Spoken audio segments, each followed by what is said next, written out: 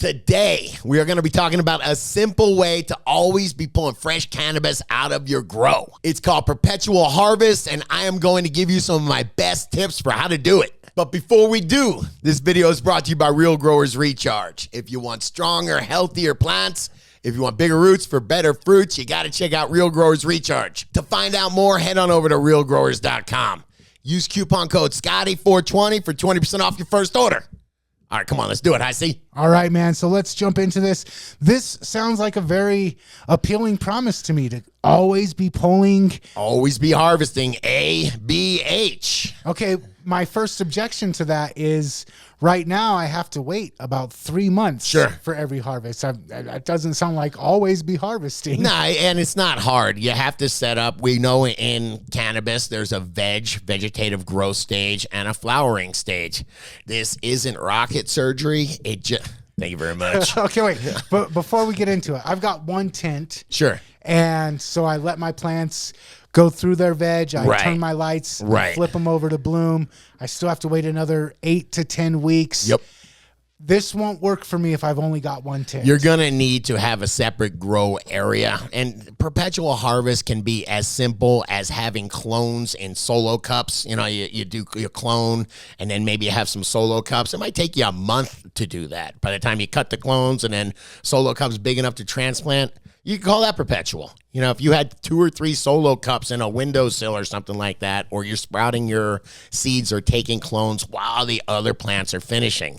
The idea is that you always, once the one room is empty, your flower room is empty. Oh, wait, slow down. Yes, sir. Okay, assume that I've got 2 tents, and I've got one tent that's always on the veg light cycle. Sure. That's how this works. And then I have another tent that's always on the bloom light cycle. Yes. Bloom light cycle is 12-12. You're flowering then. The veg light cycle is 18-6 or 24 hours on. You're just getting them to grow then. All right. And help make this simple for me. Sure. If I've got one tent that's always in veg. Right. And one tent that's always in bloom. Yep. The bloom is going to take about 2 Twice. months? Yeah, bloom's going to take 2 months, we'll say 8 weeks. You can veg your plants for 4 weeks, really easy. All right. And then you also said about cloning. Yep. So I can maybe have my clones going for about 4 weeks. Yep.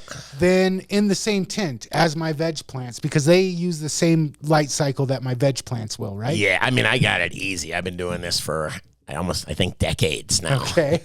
Right before your plants go into flower, you cut some clones off them. You take those clones, you put them in your cloning chamber, maybe 10 days, 2 weeks until they're busting out with roots. Okay. Then you take those and put them in solo cups. All right. Another couple weeks, and then you put them in your veg area. So you've got 4 weeks just in cloning and in solo cups, and then by then there's room in your veg area. So you've got 4 weeks of veg growth. So you're constantly harvesting out of the grow and putting plants back in. If you divide it up in half in your bloom room in half, if you're always harvesting half the bloom room, you can put your veg. Okay, so you're going a little bit too fast for me. Let's slow down, take it back a couple steps. Yeah.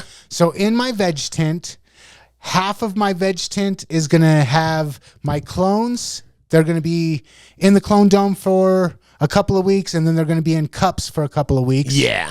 And then, so that's going to take about a month. Do we have a picture of that combo tent? Yeah, let me pull that up real quick. Okay, so I've got this AC Infinity. This is just one tent, but it's segmented off.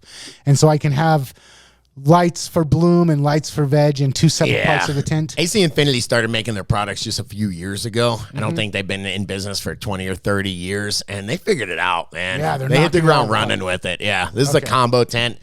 And by the way, if you're doing this, you want double the amount of space. You want twice the amount of space for flower, for bloom, as you're going to want for veg. You really only need to veg these plants for a month. You need to flower them for 2 months. Right, and also the plants in bloom are going to be a lot bigger than the plants in veg. So you also need to take that into consideration as well. Yes, sir. Yes, sir. Okay. So looking at this on the right side of the tent, and we could say that imagine this is 2 separate tents or 2-in-1 combo like this one is.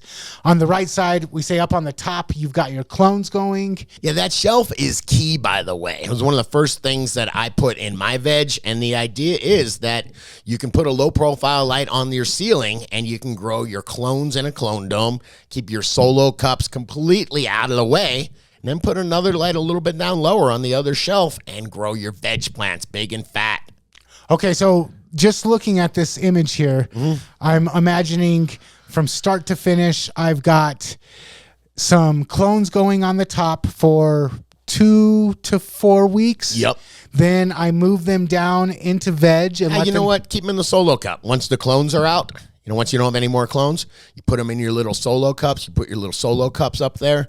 You got a month. I literally have a month up there that you can keep these plants for. So 2 weeks in the dome, 2 weeks in a solo cup. Yep. Then move them down to the bottom section. Yep. Give them a month in the bottom section. That's 2 months right there. All right. And what else takes 2 months? Your bloom. Exactly. Okay. And so then when I move them out of veg and I move those plants into the bloom, now I've got that space clear to start the process over again. I don't have to wait until the harvest to start over. I'm starting over halfway through the process. Correct. So right before you move those out into flowering, you cut more clones. The clones go up in the top. 2 weeks up there, 2 weeks in your solo cups, and then by the time they need to, that's 1 month. By the time they need to come down into your main veg area, well, those other plants are going in bloom. Every month you're harvesting half your bloom room, replacing them with that bottom shelf of veg plants. Gotcha. So when I take the veg plants out, it looks like I've got 2 of them here. I'm going to move 2 of them in. And if I'm constantly doing that every month, I move 2 into bloom and I'm pulling out 2 of them. And I still have 2 that have another month to go. So every month I'm pulling out 2 plants. Every month you're pulling out 2 plants, freshies. You want to be popular with your friends? You want to come over to your house, man? Always. And I tell you what, it is kind of a bummer when you gotta pull an entire room and cut it and trim it and hang it. When you got 2 plants, man, you invite your friend over, you watch a little football, a little UFC, and you have a good time, right? That sounds a lot more palatable to me. Yeah, so I'm looking at this AC Infinity 2-in-1 tint. AC Infinity is not paying us to do this video. We're just fans of their products. I am a huge fan of their products, man. I'm right out of view here is an AC Infinity fan. I'm sorry, AC Infinity tent, and right out of view here is another tent falling apart when I went cheap. So we've got the AC Infinity that's standing tall, and we've got the not AC Infinity that's kind of rink-a-dink looking. And when we're talking perpetual harvest, though, I will say the reason I cheaped out on one of those tents is because you do need a drying area. It takes 2 weeks to dry. If you're harvesting every month, you got 2 weeks where, come on, man, my wife's cool, but she's not going to be that cool about 50% of the time. It just stinks. And, when you dry weed, it stinks up the whole house, man. So a drying tent is key. AC Infinity, again, I think they're $600-700 for a complete setup. Do something else with the light. But that fan and that filter in that tent area, man, if you're doing real perpetual and you want to have connoisseur bud, you're going to spend a few $100 on a drying area too. Gotcha. So the best option for me if I wanted to start doing this would probably be to get one of these 2-in-1 tents. And then just get a regular tent for drying. Constantly have new stuff in the clone area, constantly have new stuff in the veg area, and constantly be cycling out that bloom, bringing new plants in every month, taking the old plants out, harvesting them. And it's fun, by the way. It's something when you're flowering, what do? You go and you sit and you look at the plants a little bit, right? It's really fun when you got things in solo cups and you're checking the roots of your cubes and making sure your dome is good to go. All that is fun. So I love having 4 different stages. And come on, after I leave, I go check my drying tent. That's good stuff. Yeah, and what I love about this is I'm not having to have everything hit me at once every 4 months. Right. I get to stagger it out, and I get a little bit now and then a little bit a month from now. And you're right. I'm going to be very popular with all my friends once I start doing this. And it's not hard. When my clones come out of the cloning chamber, all I do is I put a teaspoon, just 5 grams of Grow Dots in the solo cup. I mix it up. I just have to keep it moist after that. I just have to keep the plant from drying out. I can show up every 2 or 3 days and give those solo cups a little recharge water. That's all you need to do. It is really easy to do this. Okay. All of this video, we've been talking about photo period plants. Everything applies to photo period. We need the different lights on the different areas to be triggering the bloom and all of that. Sure. How about with autoflowers? Because I know autoflowers are getting really good. Yeah. How would you do this with autoflowers? Yeah, it's just easy at that point. You just need one big tent, one big grow area, plant your plant, wait 90 days or 84 days, whatever it is, and cut it and dry it. There's no switching over. There's none of that stuff, which is cool if you want to be, if you're really simple and look, just, hey, I have this 1 2x4 foot grow here. I'm going to put 2 plants in there. I got a 10-pack of seeds. That's good for 10 plants. It's going to last me all year. Awesome. For me, I want to get really good at what I grow. I want to find, I have some friends that will give me some really great cuts. I want to learn how to grow them. The first time I grew guava gator, I didn't veg it big enough. They were just a small plant. I needed to let it go for longer. So the next time I had some redemption. I figured it out. Some of these like a lot more fertilizer. Some of them like a lot less fertilizer. So it gives me the chance, if I have photoperiod plants and I have one that's in veg right now and I can cut another clone off it and say, I'm going to do it differently this time. Or, man, I almost learned my lesson. The third time is going to be a charm. I get to get better at growing that specific plant, get to be a better grower.